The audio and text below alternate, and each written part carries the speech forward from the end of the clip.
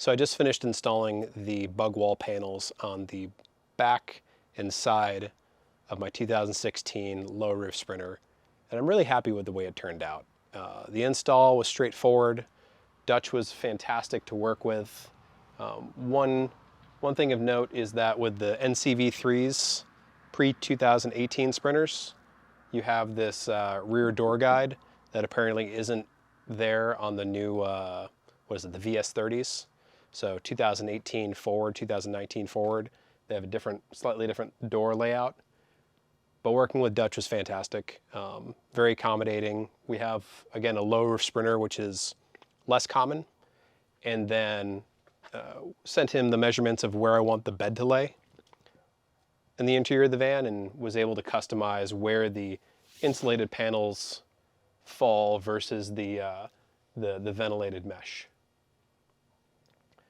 You know, we've had the van now for going on 3 years. We bought it in November of 2020, and I'm entering what I'm affectionately referring to as my V4 layout, my fourth version of the van. You know, first version was just when I bought it, and it was a straight cargo with the 3-seat bench up front. V2 was when I introduced the subfloor and built out the cabinet boxes with the transforming table to bed, back to table. V3 is when I did away with the table, stood those boxes up, removed the thinner plywood, and just had the metal frames and the permanent bed frame.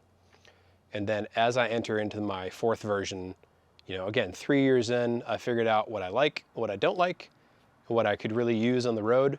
And the vision is to do precision cut plywood. So to use a CNC machine, use some good woodworking tools, and lay out the interior of the van such that everything has a place, everything's secure, there's no squeaking, and do a slightly different layout. You know, one of the things that I want to do is have the bed fall about here, and then on the interior below that line,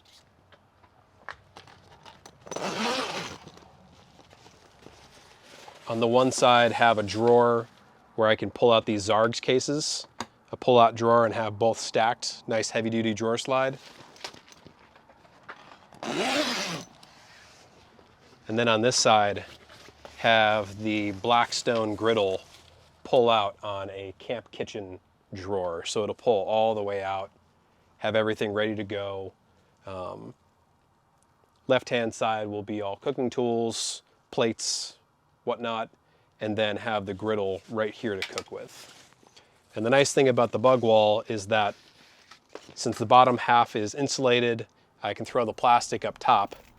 If it's on a cold winter day and I want to cook on the outside, I can just roll up the one panel, right? The bed will be sitting here. I can insulate the front beyond the bed and then just pull the kitchen out, cook, and either pass food over the bed or, you know, around.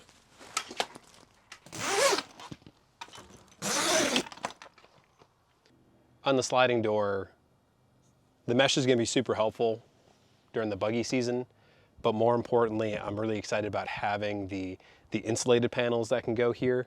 You know, especially when we have the cab bunk set up for the kids up front. Anytime that we're camping and it's cold out, when you open up this sliding door, it just dumps any and all heat that you've built up out into the night. And so having something where we can close the door halfway, have the insulated panels in, have a narrow entry and exit, being able to keep the door open more often when needed, I'm really excited about that. So all in all, I am really happy with the way that the Bugwall turned out. I think the panels are perfect. They're exactly what I've been looking for. Again, working with Dutch was great, very accommodating, great customer service. So if you are looking to install both bug netting and insulation for the colder seasons, highly recommend looking at the Bugwall. If you have a low roof Sprinter, they're not listed on the site, but you can email.